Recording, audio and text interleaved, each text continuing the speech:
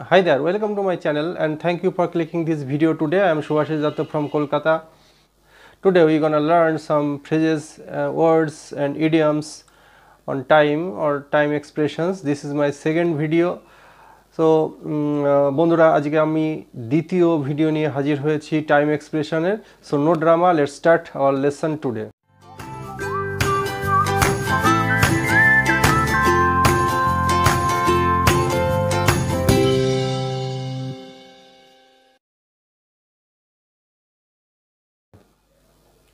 A stitch in time saves 9. এটা একটা proverb. Basically it means make a little effort to fix something small before it gets larger and more of a problem. এই কথাটির অর্থ হচ্ছে সমস্যাটি আরো বড় হয়ে ওঠার আগে ব্যবস্থা গ্রহণ করা.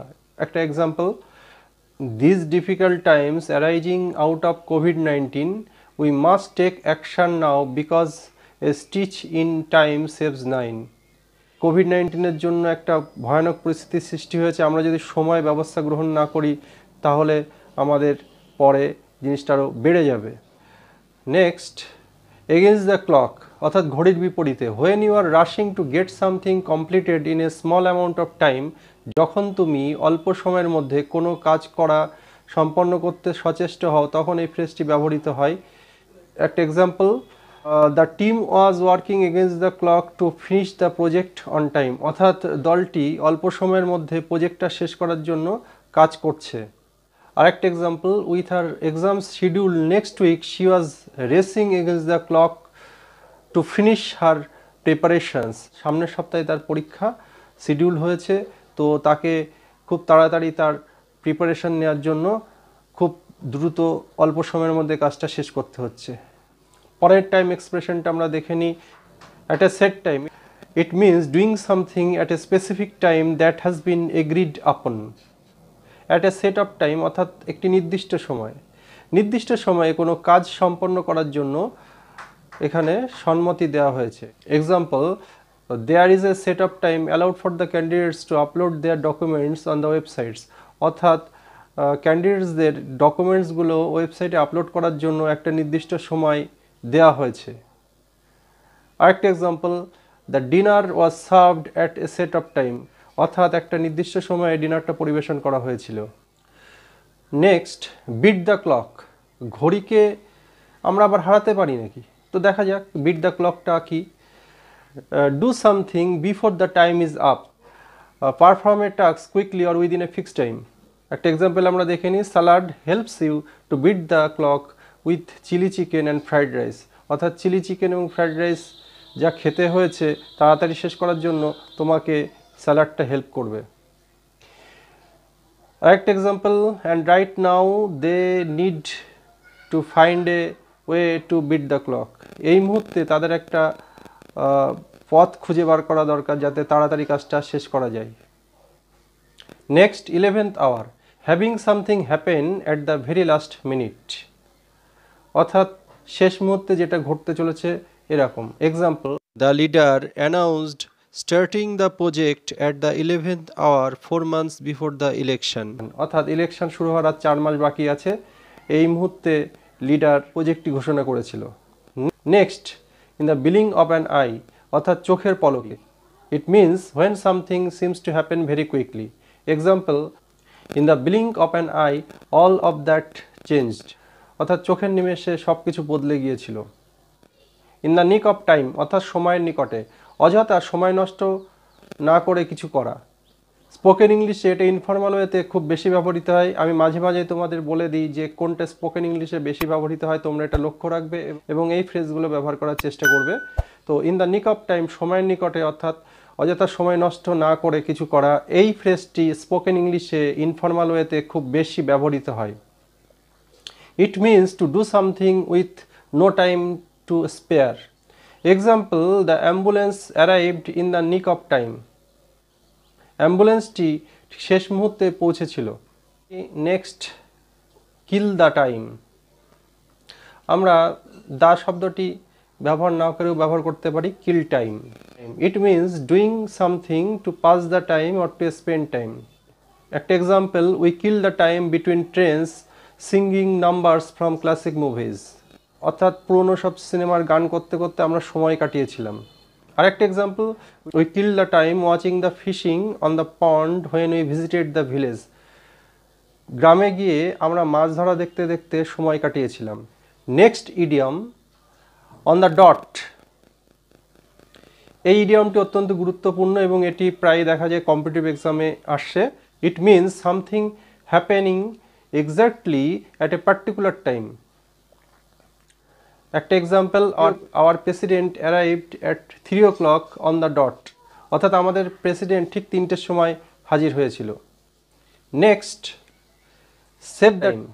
This idiom means to do something quickly or take a shortcut, অর্থাৎ আমরা খুব সংক্ষিপ্ত উপায়ে কোনো কাজ করলে আমরা বলি save time. Example, will save time if we take this shortcut way down Chandni Chowk street. আমরা যদি চাঁদনি চকে খুব তাড়াতাড়ি যেতে চাই, এই শর্টকাট রাস্তাটি দিয়ে গেলে তাড়াতাড়ি পৌঁছাতে পারবো। Next idiom, time after time.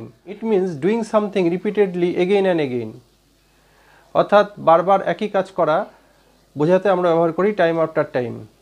Example, time after time you bring up this issue and the answer will always be no.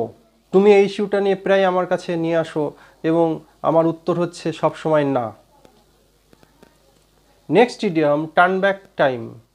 It means to go back, to revisit to the past, to reminiscence about something. Literally আক্ষরিক অর্থে এর অর্থ হচ্ছে to set the clock to an earlier time, অর্থাৎ আমরা ঘড়িটাকে যদি কোনো একটা আগের সময় সেট করি তখন সেটাকে টার্ন ব্যাক টাইম বোঝায়। এবং এই ইডিয়মটি আমরা বর্তমানে খুব ব্যবহার করে থাকি স্পোকেন ইংলিশে, এটা বোঝাতে যে কোনো কিছু স্মরণ করছি। Example, if I could turn back the clock I would manage my finances better.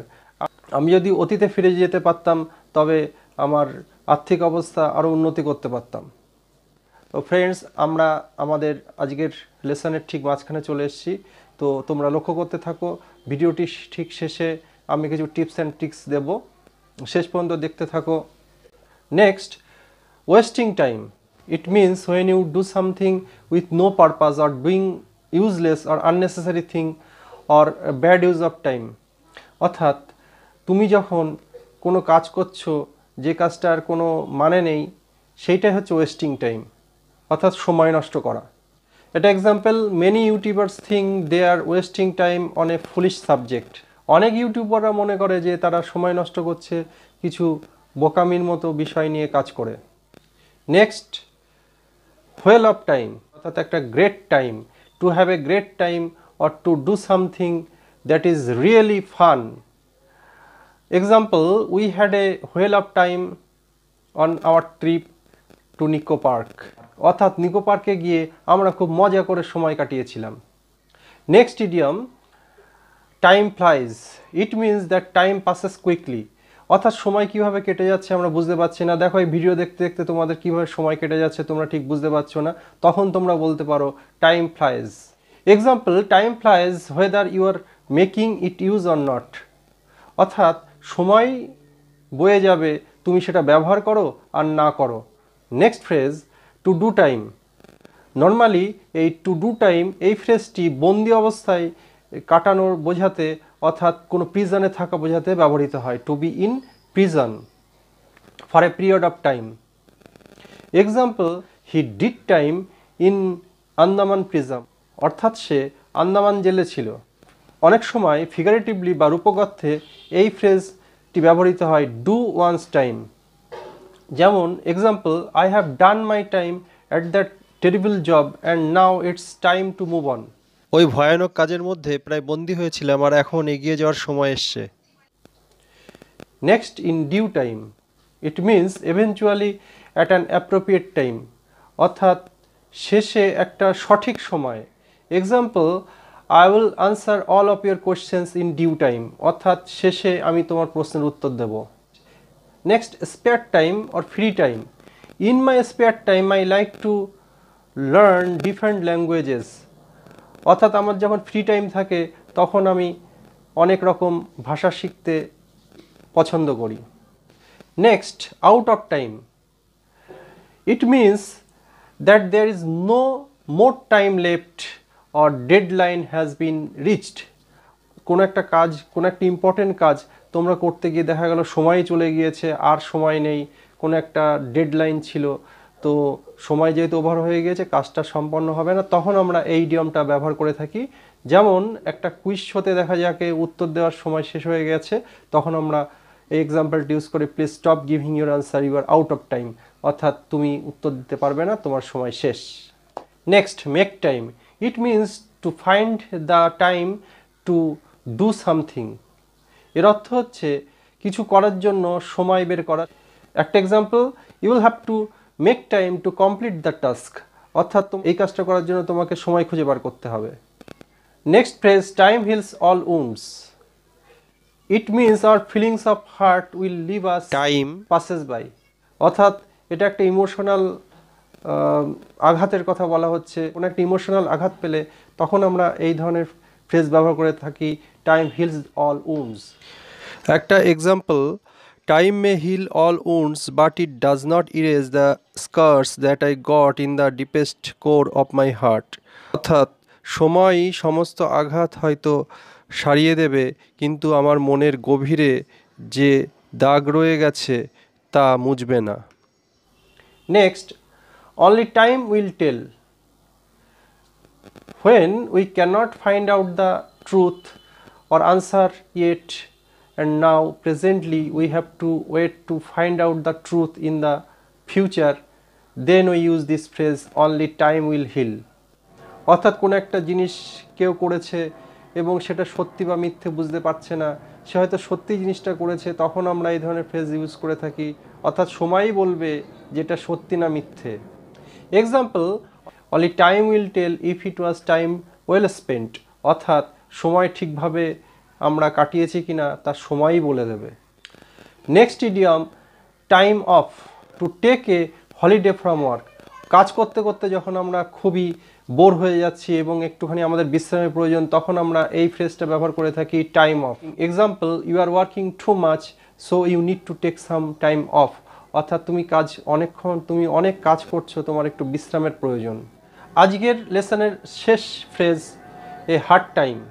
অর্থাৎ এই যে আমাদের লকডাউন গেল, অনেকেরই আমাদের সময় খুব খারাপ গিয়েছে, তো এটা আমাদের hard time. To do something that is difficult or to suffer hardship, অর্থাৎ কোনো একটা কঠিন কাজ করা অথবা খুব কঠিন সময়ের মধ্যে দিয়ে যাওয়াকে আমরা বলে থাকি hard time. Example, mister Basu had a hard time in lockdown, he lost his job. এই লকডাউনে মিস্টার বাসুর অবস্থা খুব খারাপ গিয়েছিল, তিনি তার চাকরিটা হারিয়ে ফেলেছিলেন। সো গাইজ, আমরা ভিডিওর প্রায় শেষ প্রান্তে চলে এসেছি। প্রতিদিনের মতো তোমাদের জন্য থাকছে কিছু টিপস অ্যান্ড ট্রিক্স। আজকের টিপস অ্যান্ড ট্রিক্স হলো, আজকের যে টাইম এক্সপ্রেশনগুলো বোঝাতে গিয়ে তোমাদের মাঝে মাঝে বলেছিলাম যে কোনগুলি স্পোকেন ইংলিশে বেশি ব্যবহৃত হয় এবং সবই আমরা রাইটিং স্কিলের ক্ষেত্রে ব্যবহার করতে পারি, তবে কিছু কিছু ফ্রেজ আমরা খুবই স্পোকেন ইংলিশে ব্যবহার করে থাকি এবং আমরা লেখার মধ্যে একটা অর্নামেন্ট বা একটা অলংকার আনার জন্য বা একটা ডাইনামিজম, একটা সুন্দর ডাইনামিক ব্যাপার বা গতি আনার জন্য বা নাটকীয়তা আনার জন্য আমরা এই ধরনের ইডিয়ম ব্যবহার করে থাকি। তবে কোনো ব্যক্তিকে কিছু বোঝাতে গেলে বহুল প্রচলিত ইডিয়মগুলো, ফ্রেজগুলো ব্যবহার করলে তোমাদের স্পোকেন ইংলিশ আরও অলঙ্কিত হবে। Thank you for joining with me.